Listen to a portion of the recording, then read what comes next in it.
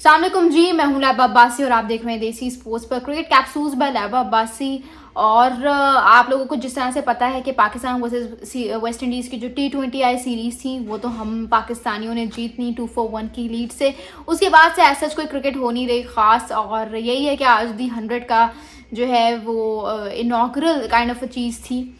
उसको मैंने ज़्यादा फॉलो नहीं किया क्योंकि that is not a match, ना ही आप लोग इंटरेस्टेड हैं, क्योंकि एक साल से ऊपर के अरसे में मैंने आप लोगों के इंटरेस्ट को ना काफ़ी समझने की कोशिश की, उस पर मैंने काफ़ी मेहनत की है और मुझे लगा कि यार नहीं, उस पर वीडियो नहीं बनानी चाहिए। उससे मज़ीद एक इंटरेस्टिंग टॉपिक चल रहा है इस वक्त, ठीक है, जिसके बारे में हम आज की वीडियो में बात करेंगे।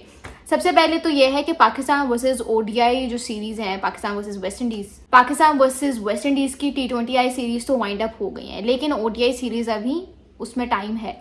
और I want to let you all know कि फ्राइडे से जो है ये ओडीआई सीरीज स्टार्ट होंगी पाकिस्तानी टाइमिंग के हिसाब से।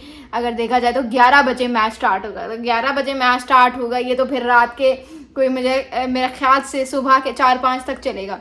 लेकिन जाहिर सी बात है, जो क्रिकेट देखते हैं, जो क्रिकेट से प्यार करते हैं, all of them are interested in watching this match including me. लेकिन उससे पहले मैंने आप लोगों को एक चीज़ बतानी है, वो ये है कि ये जो पिक्चर अभी आप लोग देख रहे हैं, ये पिक्चर आपने देखी होगी, बहुत ज़्यादा सर्कुलेट हो रही है since the day the last T20I match between Pakistan and West Indies was played. और उसमें जो है काफ़ी लोगों ने अपनी अजम्पशंस पास करना शुरू कर दी। जहाँ तक मेरी मालूमात है उसके मुताबिक ये जो छोटी सी मीटिंग थी बिटवीन मोहसिन नकवी, बाबर और रिजवान, कहने को तो ये 3 नज़र आ रहे हैं लेकिन कहा यह भी जा रहा है कि नसीम शाह भी थे। तो कहा यह जा रहा है कि भाई मोहसिन नकवी ने जो है वो बाबर आजम से बात की कि we want to offer you ODI captaincy और हम चाहते हैं कि रिजवान जो है वो टेस्ट की कप्तानी करे। बाबर आजम ने कहा कि नहीं भाई, मैंने ओडीआई की कप्तानी नहीं करनी, लेकिन मैं आपको मशवरा ये दूंगा कि आप रिजवान को जो है वो ओडीआई के साथ साथ टेस्ट की भी कप्तानी दें। ये बाबर आजम ने बात की, जहाँ तक मुझे पता चला है। अब मुझे पता नहीं कि असल में बात क्या थी, लेकिन मेरी मालूमात के मुताबिक यही बात है। और फिर मोहसिन नकवी ने जो है कहा है कि we want to bring you back in the T20I team. तो उस पर बाबर आजम ने कहा कि हाँ, चाहे कोई भी कप्तान हो, I am ready to make a come back into the Pakistan T20I team, लेकिन मैं कोई कप्तान वगैरह नहीं बनूंगा। और चाहे जो भी कप्तान होता है किसी भी टीम का, मतलब तीनों फॉर्मेट्स में से, I am ready to be back in the team. और अब ये भी हो रहा है कि भाई फ़खर जमान को हैमस्ट्रिंग इंजरी हो गई है, तो उनकी रिप्लेसमेंट के तौर पे जो है बाबर आजम को लाया जा रहा है। और कुछ लोग ये भी कह रहे हैं कि अगर फ़खर को इंजरी ना होती तब भी बाबर आजम को लाया जाता एशिया कप के स्क्वाड में या ट्राई नेशन के स्क्वाड में। तो एक और भी बात मैंने सुनी है, जो ये है कि मोहम्मद हारिस की जगह, बिकॉज उनकी परफॉर्मेंस पुअर है, तो उनकी जगह पे कहा यह जा रहा है कि हम मोहम्मद रिजवान को टीम में वापस लेकर आएंगे। सबसे पहले तो जो लोग ये कह रहे हैं कि बाबर और रिजवान दोनों की वापसी होनी चाहिए, you need to understand the difference between these 2 players, ठीक है। Babar Azam completely different player, Mohammad Rizwan completely different player. हालांकि दोनों का खेलने का स्टाइल सेम है, लेकिन दोनों की पोजीशंस बहुत डिफरेंट है। अगर मोहम्मद रिजवान टीम में वापसी करते हैं तो मैंने आप लोगों को बताया था कि he will be back as a wicket keeper batsman, ठीक है। और अगर बाबर आजम वापसी करते हैं तो he will be back as a number 3 batsman. दोनों में ज़मीन आसमान का फ़र्क है। अब बहुत सारे ये लोग कह रहे हैं या तो उन्होंने बाबर रिजवान को जो है वो पता नहीं क्या चीज़ बनाई हुई थी, या तो अब थोड़ा सा भी उनकी सपोर्ट में बोल दो तो यही लोग जो हैं वो गालियां देना स्टार्ट कर देते हैं, पता नहीं क्या क्या कहना शुरू हो जाते हैं कि बाबर रिजवान को टीम में वापस लेने का नाम भी ना लेना।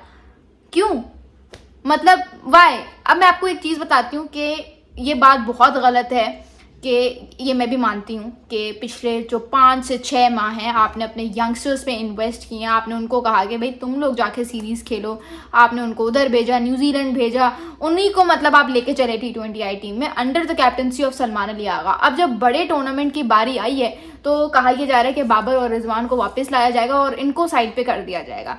ये बहुत गलत बात है, चाहे ये फिर ट्राई नेशन की बात हो या चाहे एशिया कप की बात हो। It is very wrong, it is very injustice to them.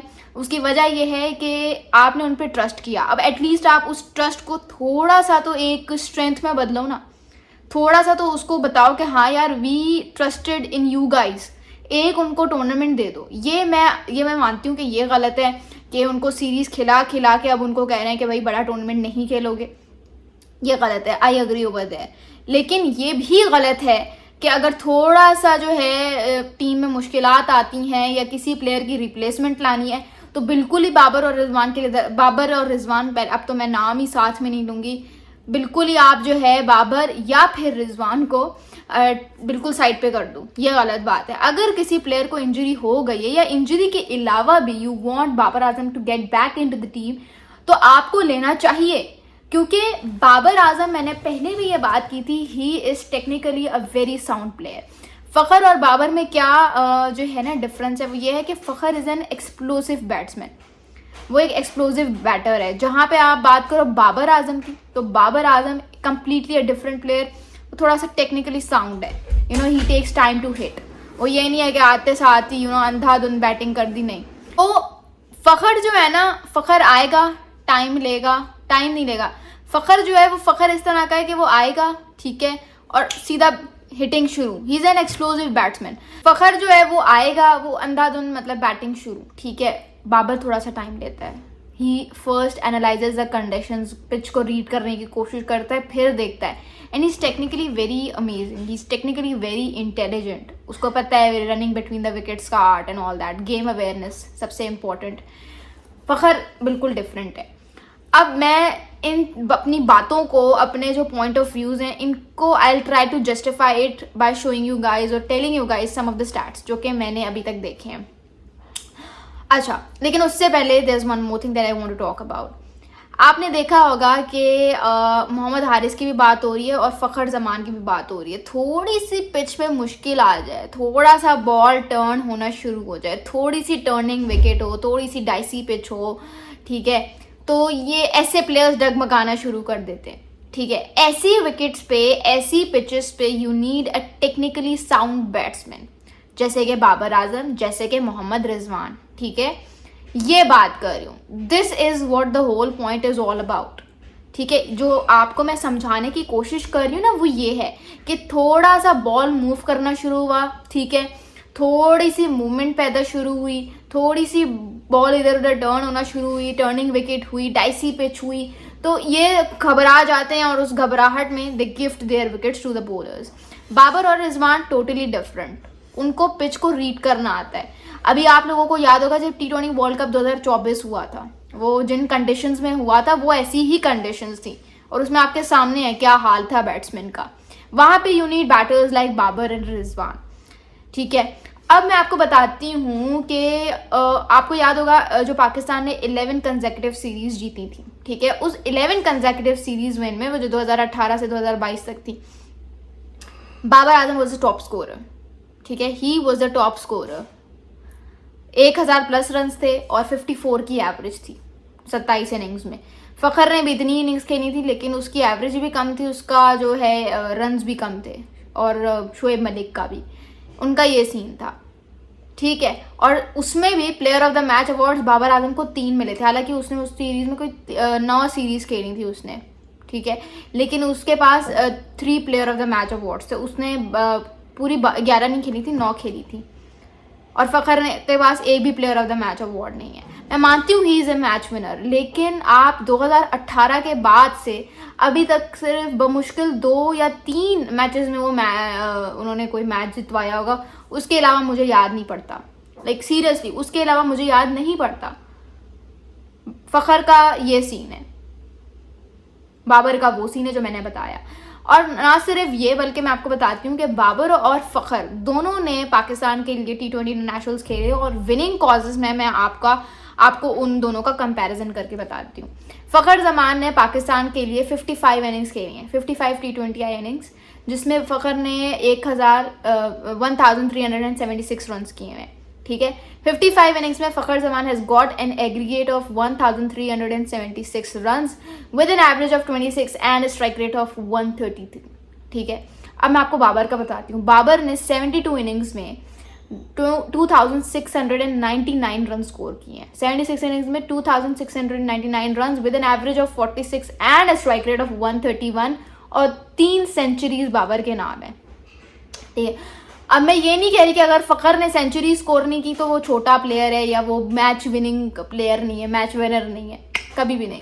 मुझे पता है यार, इनिंग्स को लंबा जो चला सकता है वो बाबर है। फ़खर एक कैमियो खेल सकता है लेकिन इनिंग्स को लंबा नहीं चला सकता। इस बेसिस पे कंपैरिजन बनता ही नहीं है और मैं कर भी नहीं रही। लेकिन आपके सामने है रन्स, आपके सामने है एवरेज और स्ट्राइक रेट। 2018 से Fakhar Zaman has lost his charm in T20I। ठीक है, ये बात मानो ना मानो आपकी मर्जी है, but Fakhar has lost his charm in T20I format. मैं मानती हूँ ODI का बहुत अच्छा प्लेयर है, ठीक है, हमने 2023 के वर्ल्ड कप में देख लिया, हमने देख लिया उसको ODI में, हमने उसको फॉलो अप कर लिया है। लेकिन T20 में you can not support his numbers, you can not support his style. ठीक है, इससे बेहतर नहीं है कि आपको इतनी इंजरीज हो रही हैं तो आप थोड़ा सा रेस्ट लेके सिर्फ एक फॉर्मेट ODI पे फोकस करो। वी नो इट, ज़रूरी नहीं है हर प्लेयर तीनों फॉर्मेट्स में फिट इन नहीं हो सकता। Keep that in your mind. ठीक है, PSL का top run scorer Babar Azam M ही नहीं है, कोई बात है। ठीक है, कोई बात है। वो जो पाकिस्तान वर्सेस न्यूजीलैंड की सीरीज़ हुई थी शाहीन के कप्तानी के अंडर, उसमें बाबर आजम एम ही टॉप रन स्कोरर नहीं था, कोई बात है। ठीक है, तो सपोर्ट सिर्फ उसको किया जा सकता है जिसकी स्किल्स नज़र आए, जिसके नंबर्स उसकी परफॉर्मेंस को जस्टिफाई करें, जो कि फ़खर जमान के केस में नहीं है बात। What do you guys have to say, मुझे कमेंट्स में ज़रूर बताइएगा। एंड बाकी बाबर आजम के बारे में प्रेडिक्शन अगेंस्ट वेस्ट इंडीज़ में के अगेंस्ट जो ODI सीरीज़ आ रही है वो हम कल की वीडियो में करेंगे। Thank you so much, this is Raiba Basi signing of.